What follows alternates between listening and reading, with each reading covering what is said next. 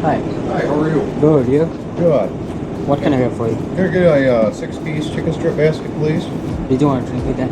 Yes, large drink and a large fry with that. Alright. Looks good. Any sauce on the side? Ranch, please. 1385. Okay. You for here to go? To go, please. You need receipt? No, sir. Thank you. Yeah.